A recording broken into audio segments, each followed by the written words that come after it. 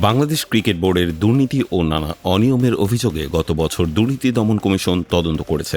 দুর্নীতি দমন কমিশন থেকে প্রেরিত এনফোর্সমেন্ট টিম যেসব খাতে দুর্নীতি এবং অনিয়মের প্রমাণ পেয়েছে তা বিসিবিকে অবহিত করেছে, কিন্তু অন্তর্বর্তীকালীন সরকারের আমলে এই বিষয়টি নিয়ে আইনি কোনো পদক্ষেপ নেওয়া হয়নি।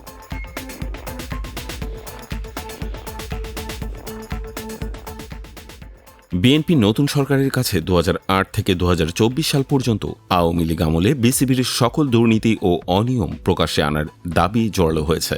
রবিবার জাতীয় সংসদে বগুড়া 4 আসন থেকে নির্বাচিত সংসদ সদস্য মোশাররফ হোসেন এক সম্পূরক প্রশ্নে আওয়ামী লীগ সরকারের আমলে বিসিবির অনিয়ম, দুর্নীতি, নিয়োগ এবং 2018 ও 2024 সালের জাতীয় সংসদ নির্বাচনে বিসিবির সম্মতি এবং স্থাপনা অবৈধভাবে ব্যবহারের প্রসঙ্গ টেনে এনেছেন।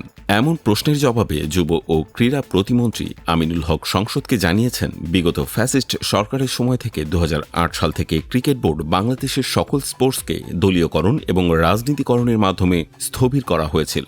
বাংলাদেশের ক্রীড়াঙ্গন ধ্বংসস্তূপে পরিণত করা হয়েছে। ক্রীড়াঙ্গনকে নতুনভাবে দলীয়করণ ও রাজনীতিকরণ মুক্ত করতে মাননীয় প্রধানমন্ত্রীর নির্দেশনা অনুযায়ী কাজ করে চলেছি।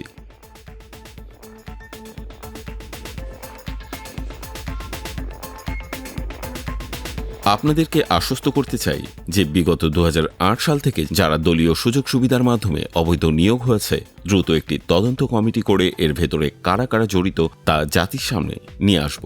আওয়ামী লীগ আমলে 17 বছর বিসিবির দুর্নীতি ও অনিয়মের জন্য অভিযুক্ত কর্মকর্তা কর্মচারীদের বিরুদ্ধে ব্যবস্থা গ্রহণে দুর্নীতি দমন কমিশনের সহযোগিতা চেয়েছেন যুব ও ক্রীড়া প্রতিমন্ত্রী আমিনুল হক।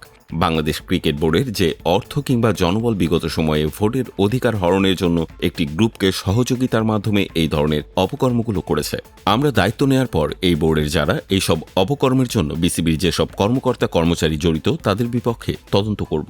এদের বিপক্ষে ব্যবস্থা গ্রহণ করা হবে। ক্রিকেট বোর্ডের দুর্নীতিগ্রস্ত কর্মকর্তা কর্মচারীদের ব্যক্তিগত সম্পদের হিসাব নেওয়ার ইস্যু হয়ে দাঁড়িয়েছে। এমনটি হলে বিসিবির সাবেক সভাপতি নাজমুল হোসেন পাপন কমিটির অনেক পরিচালক ফেঁসে যেতে পারেন, যাদের অনেকেই এখন জাতীয় দলের সাবেক অধিনায়ক তামিম ইকবালের সাথে জোট বেঁধেছেন।